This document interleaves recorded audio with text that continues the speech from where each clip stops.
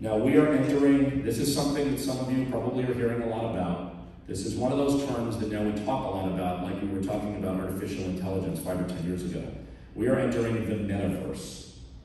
So the Metaverse is characterized by a concept called extended reality, which is really the intersection of virtual reality, augmented reality, and the real tactile spatial world we think of. And the interesting thing is virtual reality still in many ways is considered mutually exclusive with the real world. Extended reality is when all of them blend together into what is called the Metaverse. All of these things will inform each other and play off of each other in a new kind of ecosystem. We see things like rise of the e-girl or the e-girl aesthetic, which is really the digital intersection, this huge and powerful market of gamers and influencers or content creators. It's really about the intersection of gaming and beauty and fashion. And this has risen up really exponentially in just the last few years and is tremendously powerful. And the e-girl aesthetic has become a consumer value proposition. And this is really one of dozens of examples we can go through that sits at the heart of this concept of a metaverse. The real, the virtual, and the augmented effectively blended into one. Now, as we think about the metaverse, much of it is characterized by blockchain technology. Now again, I'm with you only for about 30 minutes today, and I'm not a blockchain expert, I'm a futurist. For me to stand up here and try to explain all the mechanics of how the blockchain actually work is foolish for me. I'm not that smart. However, we now know that the blockchain is going to underpin a lot of the technologies that are going to really characterize the future. So first we think about it in ways that we already know, crypto, which is really the future of virtual money or payments.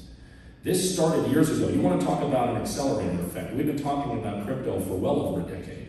And when we first started talking about it a long time ago, it really was about a libertarian ethic, not politically libertarian, but just the idea that there was a libertarian ethic or a desire to circumvent large banks and large government fiat currencies. And it has mutated in part into a speculative asset class. Everyone now wants to be part of the gold rush. Finance is becoming inherently social. And this is a fundamental part of the metaverse. This is increasingly how people, businesses, and others will transact. And there are clear sustainability issues when it comes to the mining of cryptocurrency. And we now know that beauty brands and creators are already playing here. This is already a sandbox for them, and many of them are exploring it. What's equally, if not more interesting to me, is the other side of the blockchain equation, which is virtual access or ownership. And this is now being manifested through NFTs, or non-fungible tokens. So again, most of you in this room are sophisticated enough that you've at least been paying some attention to this.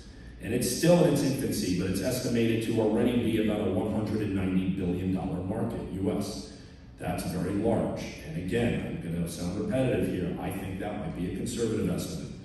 It is an extension of the same concept as crypto, but it is applied to other tangible goods like art, collectibles, and memorabilia.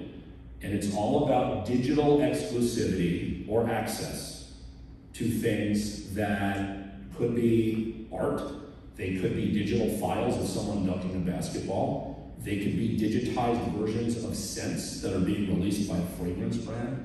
There are a lot of different ways this can manifest, and we are still just beginning to understand the possibilities. Now the question here is, are they a fad? That's unclear. I would argue no.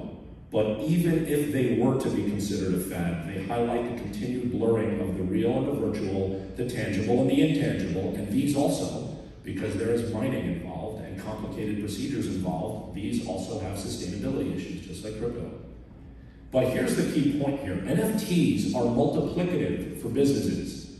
They are not subtractive, meaning the inherent reaction that a lot of people have, the instinctive reaction, that they see things like this and they say, this is going to erode my profit margins. This is going to eat into my business because people are going to be creating alternative forms of things that I now create physical products for, whatever, is the wrong way to look at distribution systems like this. This is multiplicative. This is a new opportunity for brands to connect with consumers in ways that did not exist before, to create more of a 360 ecosystem around products and services and turn them into experiences. And beauty brands, creators, and influencers are already innovating here. I hope that some of you in this room are already doing so.